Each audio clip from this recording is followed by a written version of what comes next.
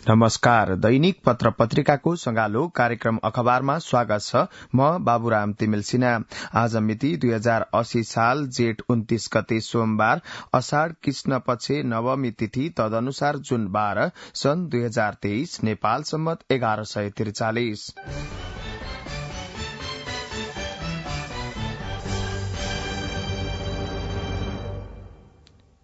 कार्यक्रम अखबारमा आज हामी सबैभन्दा पहिला गोरखापत्र राष्ट्रिय दैनिकले अग्र पृष्ठमा प्रकाशित गरेको समाचारलाई लिँदैछौ। नेपाललाई उच्च शिक्षाको हब बनाऊ समाचार शीर्षक रहेको छ।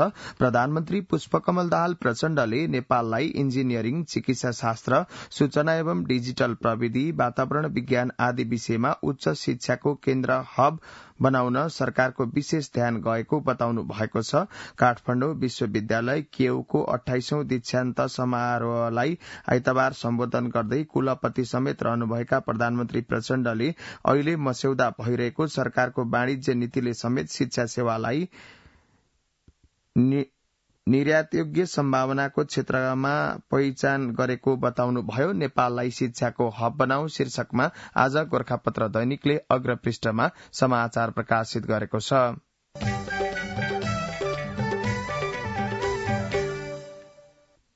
मनसूनबाट 12.5 लाख प्रभावित हुने अनुमान, यो समाचार पनि गोरखापत्र दैनिकले अग्र पृष्ठमा प्रकाशित गरेको हो। यही जेठको अन्तिममा शुरू भएर करिब 100 दिन क्रियाशील यस वर्षको मनसूनबाट करिब 12.5 लाख मानिस प्रभावित हुने अनुमान गरिएको छ। गृह मन्त्रालयमा आइतबार बसेको विपद जोखिम न्यूनीकरण तथा व्यवस्थापन कार्यकारी समितिको बैठकमा दिएको जानकारी अनुसार मनसूनबाट प्रभावित हुने जनसंख्या 12,54,181 र घरधुरी 2,86,998 रहनेछन्। मनसूनबाट हुन सक्ने सम्भावित क्षति रोकथाम र न्यूनीकरणका लागि बैठकले मनसून पूर्व तयारी प्रतिकार्य राष्ट्रिय कार्ययोजना 2080 स्वीकृत गरेको छ।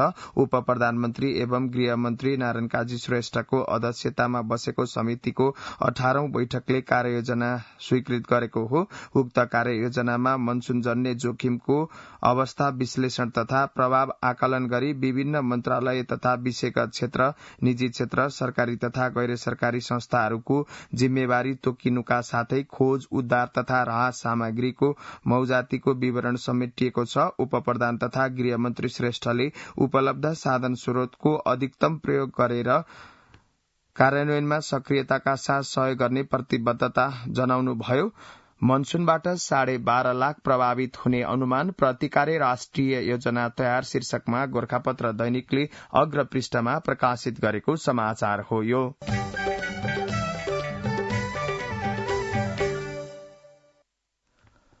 खडेरीले आँगनका चापाकल सुके, खेतमा धाजा फाटे शीर्षकमा आज नयाँ पत्रिका दैनिकले अग्र पृष्ठमा समाचार प्रकाशित गरेको छ। खडेरीसँगै बढ़ेको तापक्रमले तराई मधेस क्षेत्रमा पानीका स्रोत सुक्न थालेका छन्। यसबाट खानेपानीको संकट बढ़ेको मात्र होइन, खेतमा मकै, चैते धान, तरकारी लगायतका अन्नबाली सुकेका छन् भने असारे धानका लागि तयार गरिएका ब्याडको गरामा धाजा फाटेका छन्। यसपालि हिउँदमा 14 वर्ष यताकै कम पानी पर्नुका साथै पछिल्लो 2 सातादेखि तराई क्षेत्रमा वर्षा नहुँदा पानीका स्रोत सुक्न थालेका छन्। 15 जेठदेखि उकालो लागेको तापक्रम तराईमा अझै पनि अधिकतम औसत 40 डिग्री सेल्सियस भन्दा धेरै छ। हाम्रो कृषि प्रणाली आकाशे पानीको भरमा छ। लामो समयदेखि पानी परेको छैन। केही पहाड़ी क्षेत्रमा हल्का बाहेक सुक्खापन बढ्दा धानको ब्याड, मकै लगायतका अन्नबाली सुक्ने हुन्छ। मौसम पूर्वानुमान महाशाखाका मौसमविद राजु प्रधानाङ्गले भन्नुभयो। खडेरीले आँगनका चापाकल सुके, खेतमा धाजा फाटे शीर्षकमा नयाँ पत्रिका दैनिकले आज अग्र पृष्ठमा समाचार प्रकाशित गरेको छ।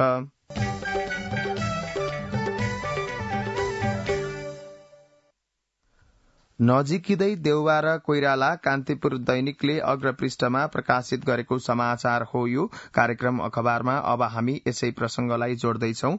एउटै मन साझेदारी समेत नगर्ने कांग्रेस सभापति शेरबहादुर देउवा र प्रतिस्पर्धी शेखर कोइराला शनिबार भक्तपुर कांग्रेसको जिल्ला सम्मेलनमा सँगै देखिनुभयो। देउवा निकटका आयोजकले एकातिर देउवा र अर्कोतर्फ कोइरालाको तस्बिर अंकित ब्यानर ठाउँ ठाउँमा राखेका थिए। देउवाले पार्टी कब्जा गरेको भन्दै संस्थागत रूपमा समूहका भेला मात्र होइन, पार्टी र सरकारका सम्पूर्ण जिम्मेवारीमा 40% हिस्सा दावी गर्दै आउनुभएका कोइरालाले सभामा भन्नुभयो, कांग्रेसमा गुट उपगुट केही छैन त भन्दिन, तर अब सब गुट उपगुट गरेर अघि बढ़न थाल्यौ भने हामी समाप्त हुन्छौं। उहाँले यही बाँके बोलेर मन्तव्य टुंगाएपछि प्रसन्न देखिनु भएका देउवाले सद्भावपूर्ण प्रतिक्रिया पनि दिनुभयो। अघिल्लो दिन शुक्रबार पनि डेमोक्रेटिक लयर्स एसोसिएशनको महाधिवेशनमा सहभागी हुन देउवा र कोइराला एउटै उडानबाट चितवनको भरतपुर ओर्लनु भयो। महामन्त्री गगन थापा भने अघिल्लो उडानबाटै पुग्नु भएको थियो। नजिकिँदै देउवा र कोइराला शीर्षकमा आज कान्तिपुर दैनिकले अग्रपृष्ठमा समाचार प्रकाशित गरेको छ।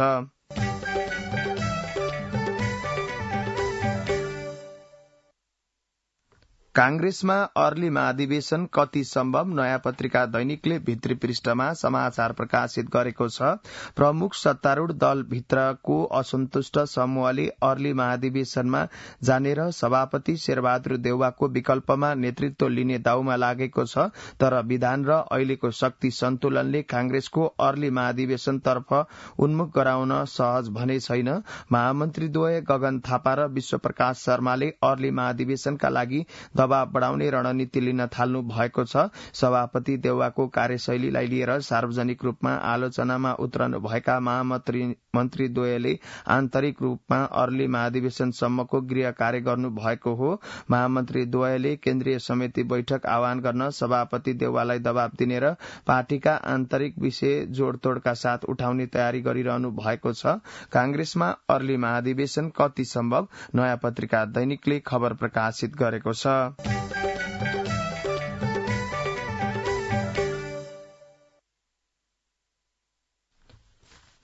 साउदी जान कामदारलाई शैक्षिक प्रमाणपत्र अनिवार्य, कान्तिपुर दैनिकले अग्रपृष्ठमा प्रकाशित गरेको समाचार हो। कार्यक्रम अखबारमा अब हामी यसै प्रसंगलाई जोड्दैछौ। नेपाली कामदारका लागि वैदेशिक रोजगारीको प्रमुख गन्तव्य साउदी अरबले साधारण काम अध्यक्षमा जाने कामदारसँग पनि शैक्षिक योग्यताको प्रमाणपत्र मागेको छ। साउदीको पछिल्लो निर्णय अनुसार नेपालको परराष्ट्र मन्त्रालय र काठमाडौँ स्थित साउदी दूतावासबाट प्रमाणित भएको शैक्षिक प्रमाणपत्र पेश गरेमा मात्रै भिसा जारी हुनेछ।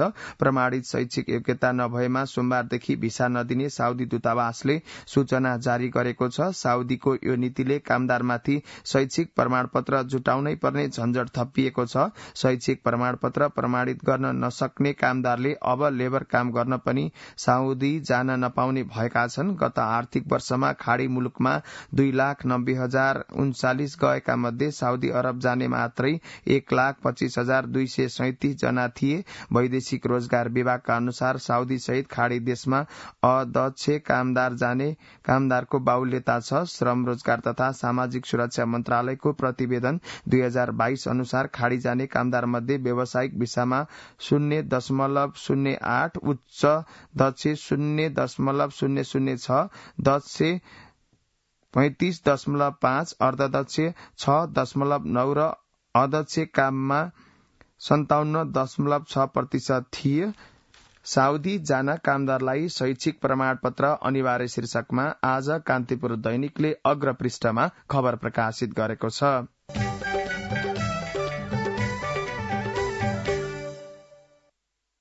नक्कली शरणार्थी प्रकरण बहस तन्किँदै समय व्यवस्थापनको चुनौती, अन्नपूर्ण पोस्ट दैनिकले प्रकाशित गरेको समाचार हो। यो नेपाली नागरिकलाई भुटानी शरणार्थी बनाई अमेरिका लैजाने प्रकरणमा संलग्न अभियुक्तहरूलाई काठमाडौँ जिल्ला अदालत समक्ष मुद्दाको किनारा लगाइने 3वटा विकल्पहरू छन्। ती हुन् थुनामा राख्ने, धरौटी वा साधारण तारिखमा छाड्ने। जिल्ला अदालतमा हेर्दैमा रहेको यो मुद्दामा न्यायाधीश प्रेम प्रसाद नेउपानेले तर्क नदोर्याउन कानून व्यवसायीलाई आग्रह गर्नु भएको छ र भन्नुभएको छ, तपाईहरू कानून व्यवसायीले सहयोग गर्नुहोस्, मंगलबारसम्म बहस सक्नुपर्छ। पूर्वपक्षको प्रक्रियामा प्रतिवादीको पक्षबाट कानून व्यवसायीले घण्टौं समयसम्म बहसका लागि खर्चने गरेका छन्। न्यायाधीश नेउपानेलाई प्रतिवादी पक्षका कानून व्यवसायीलाई कन्भिन्स गरी समय व्यवस्थापन गर्न चुनौती देखिएको छ। तत्कालीन उप प्रधानमन्त्री टोपबहादुर रायमाझी, गृहमन्त्री बालकृष्ण खाँड र गृह सचिव टेकनारायण पाण्डे लगायतको प्रतिरक्षामा कानून व्यवसायीले बयानका आधारमा कसैलाई अभियोजन गर्न नमिल्ने जिकिर गर्दै प्रतिरक्षा गरिरहनु भएको छ। नक्कली शरणार्थी प्रकरण बहस तन्किँदै समय व्यवस्थापनको चुनौती शीर्षकमा आज अन्नपूर्ण पोस्ट दैनिकले अग्र पृष्ठमा समाचार प्रकाशित गरेको छ।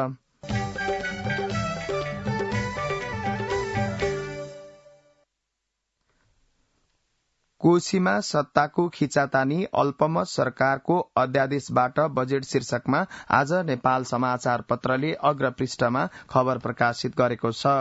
अल्पमतमा परेको कोशी प्रदेश सरकारले संसदको चालू अधिवेशन स्थगित गरेर अध्यादेशबाट बजेट ल्याउने तयारी गरेको छ। नेकपा माओवादी केन्द्रले सरकारलाई दिएको समर्थन फिर्ता गर्दै सरकारबाट बाहिरिएपछि अल्पमतमा परेको प्रदेश सरकारले नीति तथा कार्यक्रम नल्याई अध्यादेशबाट बजेट ल्याउने तयारी गरेको हो। अल्पमतमा परेको एमाले नेतृत्वको वर्तमान सरकारले यथाशीघ्र विश्वासको मत लिनुको साटो मुख्यमन्त्री हिक्मत कुमार कार्कीले अध्यादेश मार्फत बजेट ल्याउने तयारी गर्नु भएको हो। अल्पमत सरकारको अध्यादेशबाट बजेट शीर्षकमा नेपाल समाचार पत्रले खबर प्रकाशित गरेको छ।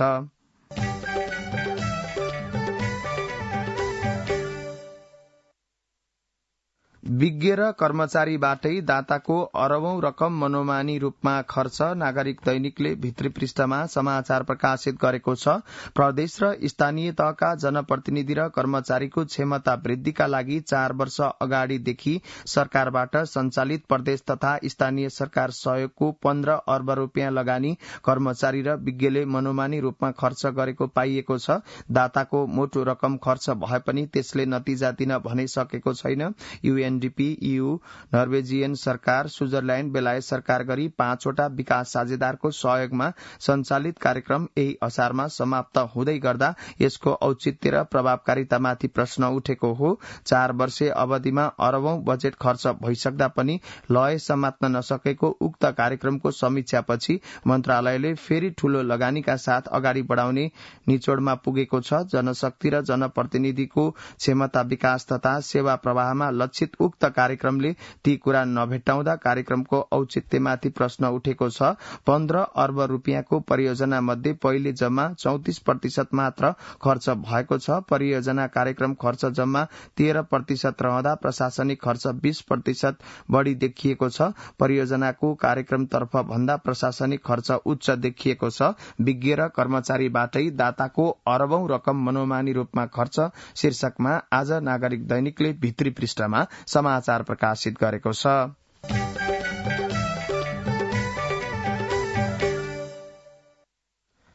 मिटर ब्याजीलाई कारवाही हुन्छ, गृहमन्त्री गोरखापत्र दैनिकले भित्री पृष्ठमा खबर प्रकाशित गरेको छ। गृहमन्त्री नारायण काजी श्रेष्ठले मिटर ब्याजी जस्ता सामन्तवादका अवशेषलाई अन्त्य गर्न सरकार प्रतिबद्ध रहेको बताउनु भएको छ। पीड़ितलाई हरेक कोणबाट न्याय दिलाउन अध्यादेश, छानबिन आयोग, सहजीकरण समिति र टास्क फोर्स गठन जस्ता विभिन्न नीति र अभियान सञ्चालन गरिसकेकाले सरकारमाथि विश्वास र भरोसा गर्न उहाँले आग्रह गर्नुभयो। मिटर ब्याज संघर्ष समिति, मिटर ब्याज पीड़ित र सुरक्षा अधिकारीको संयुक्त भेलालाई बर्दिवासमा सम्बोधन गर्दै उहाँले यस्तो आग्रह गर्नु भएको हो। मिटर ब्याजीलाई कारवाही हुन्छ, गृहमन्त्री शीर्षकमा आज गोरखापत्र दैनिकले भित्री पृष्ठमा समाचार प्रकाशित गरेको छ।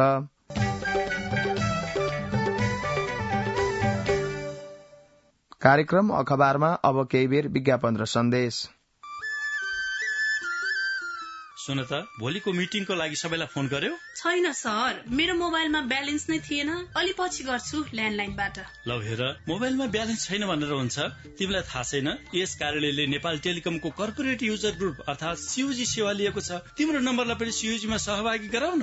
अनि सर, मेरो त प्रिपेड नम्बर हो नि। अहिले नेपाल टेलिकमले प्रिपेड र पोस्टपेड दुवै फोनमा CUG सेवा लागू गरिसकेको छ। CUG मा आबद्ध भएपछि हाम्रो कर्मचारीहरू बीच निशुल्क र नेपाल टेलिकमको नेटवर्कमा सस्तो दरमा फोन तथा SMS गर्न र डाटा चलाउन पाइन्छ नि। तिमीलाई थप जानकारी चाहिएमा नेपाल टेलिकमको वेबसाइट www.ntc.net.np मा हेर न। नेपाल टेलिकम, राष्ट्रको संचार। अब पत्र पत्रिकामा भएका बाँकी प्रसंग छोटकरीमा कोशीका आन्दोलनकारी वार्ता गर्न तयार शीर्षकमा नागरिक दैनिकले खबर प्रकाशित गरेको छ। कोशी प्रदेशको नाम खारेज गर्न माग राख्दै गत फागुनदेखि आन्दोलन गर्दै आएको प्रदेश 1 पुनः नामाङ्कन संयुक्त संघर्ष समितिले कोशी प्रदेश सरकारसँग वार्ता गर्न तयार रहेको जनाएको छ।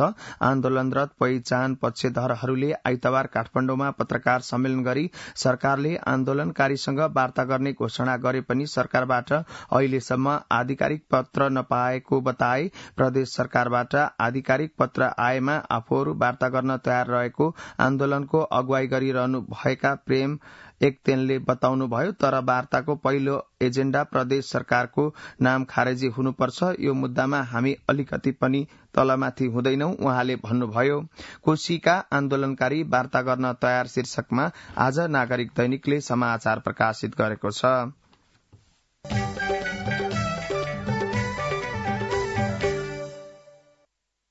गेटामा मेडिकल विश्वविद्यालय स्थापनाको माग गर्दै आन्दोलन शीर्षकमा आज नागरिक दैनिकले खबर प्रकाशित गरेको छ। कैलालीको गेटामा मेडिकल विश्वविद्यालय स्थापनाको माग राख्दै सुदूरपश्चिममा आन्दोलन चर्कदै गएको छ।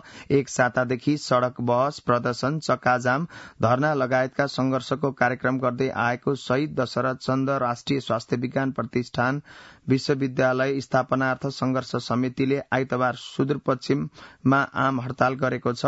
मेडिकल माफिया र भ्रष्टाचारीको नियतका कारण नेताहरूको गठछोडले गेटामा मेडिकल विश्वविद्यालय बनाउने काम असफल पार्ने प्रयास गरिरहेको उल्लेख गर्दै शालीन र अनुशासित ढंगले विरोधका कार्यक्रम गरेर सुदूरपश्चिमवासीका माग पूरा नसुनेमा आम हड़ताल गर्न बाध्य भएको र आम हड़ताल जारी रहने बताइएको छ। गेटा मेडिकल विश्वविद्यालयको माग राखेर भइरहेको आन्दोलनमा यहाँका सबै बासिन्दाको समर्थन भएकाले आइतबार यातायात शिक्षण संस्था उद्योग व्यापार व्यवसाय समेत बन्द भयो। गेटामा मेडिकल विश्वविद्यालय स्थापनाको माग गर्दै आन्दोलन शीर्षकमा नागरिक दैनिकले खबर प्रकाशित गरेको छ।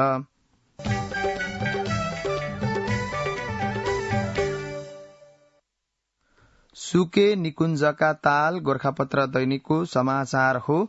अत्याधिक गर्मीले सुक्खा भएपछि चितवन राष्ट्रिय निकुञ्जका ताल र पोखरी सुक्न थालेका छन्। लामो समयदेखि पानी नपरेको तथा सुक्खा र तातो हावा चल्न थालेपछि निकुञ्जका ताल र पोखरीहरू सुक्न थालेका हुन्। निकुञ्ज भित्रका पानीका स्रोत सुकेपछि पानीको खोजीमा जनावर अन्यन्त्र जान थालेका छन्। ताल सुक्न थालेपछि गैंडा, हरिण, मृग, जरायो, बदेल लगायतका जनावर पानीको स्रोत खोज्दै हिँडेको निकुञ्ज कार्यालयले जनाएको छ।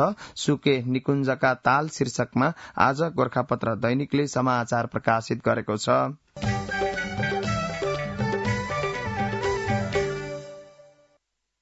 स्वास्थ्य संस्थामा 63,000 स्वास्थ्य कर्मी अपुग कान्तिपुर दैनिकले भित्री पृष्ठमा समाचार प्रकाशित गरेको छ। देशभरका स्वास्थ्य संस्थामा 63,226 स्वास्थ्य कर्मी अपुग रहेको पाइएको छ। हालै गरिएको एक सरकारी अध्ययनले दुर्गमका स्वास्थ्य चौकीदेखि शहरका अस्पतालसम्ममा एमबीबीएस र विशेषज्ञ डाक्टर सहितका स्वास्थ्य कर्मीको अभाव रहेको देखाएको हो। चिकित्सा शिक्षा आयोगले आर्थिक वर्ष 2077-78 लाई आधार मानेर उक्त अध्ययन गरेको हो। अध्ययनले मुलुकमा आवश्यक स्वास्थ्य जनशक्ति र त्यसको उपलब्धताको प्रक्षेपण गरेकोमा देशभरका स्वास्थ्य संस्था अनुसार जनशक्ति कम देखिएको हो। 2,75,203 स्वास्थ्य जनशक्ति आवश्यक पर्नेमा 2,11,977 जना मात्रै कार्यरत रहेको पाइएको आयोगका उपाध्यक्ष तथा जनशक्ति प्रक्षेपण अध्ययन कार्यदलका संयोजक श्रीकृष्ण गिरीले बताउनुभयो। स्वास्थ्य संस्थामा 63,000 स्वास्थ्य कर्मी अपुग शीर्षकमा कान्तिपुर दैनिकले समाचार प्रकाशित गरेको छ।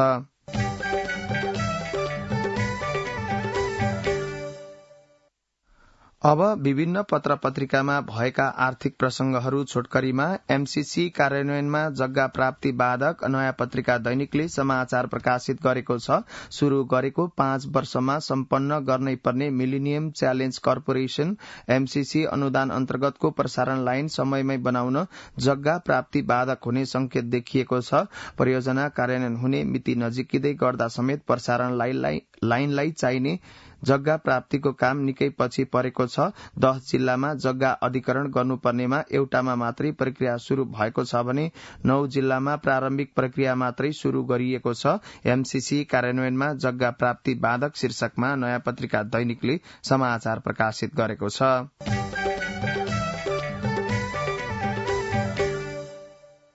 नागढुङ्गा मलेखु खण्डमा निर्माण सामग्रीको चरम अभाव नागरिक दैनिकले भित्री पृष्ठमा समाचार प्रकाशित गरेको छ।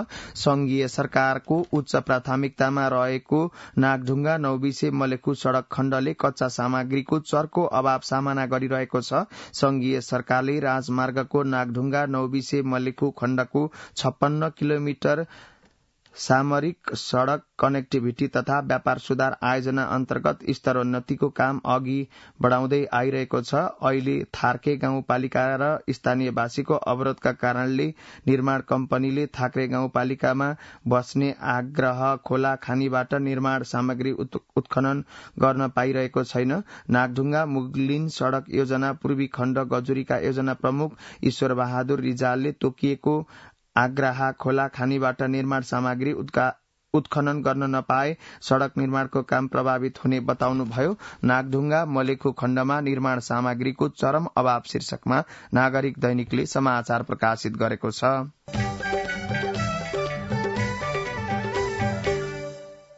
वैदेशिक सहायताको दुरूपयोग अन्नपूर्ण पोस्ट दैनिकले प्रकाशित गरेको समाचार हो। यो नेपालमा आउने वैदेशिक सहायता र सहयोगको रकम दुरूपयोग बढ़ेको भन्दै सरकारवालाले चिन्ता व्यक्त गरेका छन्। वीरगंजमा centre for social inclusion and federalism नामक संस्थाले आयोजना गरेको स्थानीय विकासमा विदेशी सहायताको गतिशीलता विषयक अन्तर्संवाद कार्यक्रममा सहभागीले यस्तो चिन्ता व्यक्त गरेका हुन्। वैदेशिक सहायताको दुरूपयोग बढ़ो शीर्षकमा आज अन्नपूर्ण पोस्ट दैनिकले खबर प्रकाशित गरेको छ।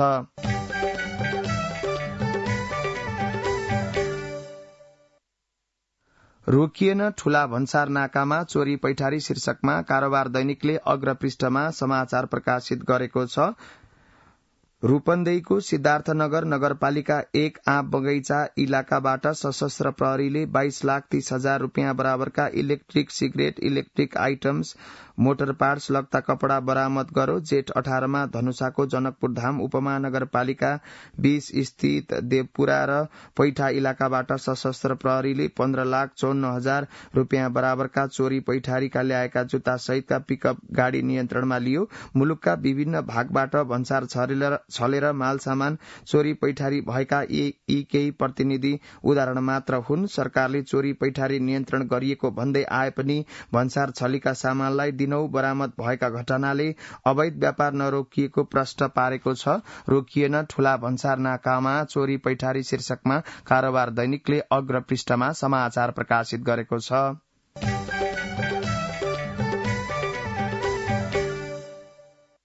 अब विभिन्न पत्र पत्रिकाले प्रकाशित गरेका सम्पादकीय छोटकरीमा आज कान्तिपुर दैनिकले निशुल्क उपचार कोटा उपकार होइन अधिकार हो शीर्षकमा सम्पादकीय प्रकाशित गरेको छ। त्यसैगरी आज नेपाल समाचार पत्रले प्रशासनमा हस्तक्षेपले पारेको असर शीर्षकमा सम्पादकीय प्रकाशित गरेको छ। त्यसैगरी अन्नपूर्ण पोस्ट दैनिकले करको कहर शीर्षकमा सम्पादकीय प्रकाशित गरेको छ भने कारोबार दैनिकले बजेटमा लापरवाही शीर्षकमा सम्पादकीय प्रकाशित गरेको छ।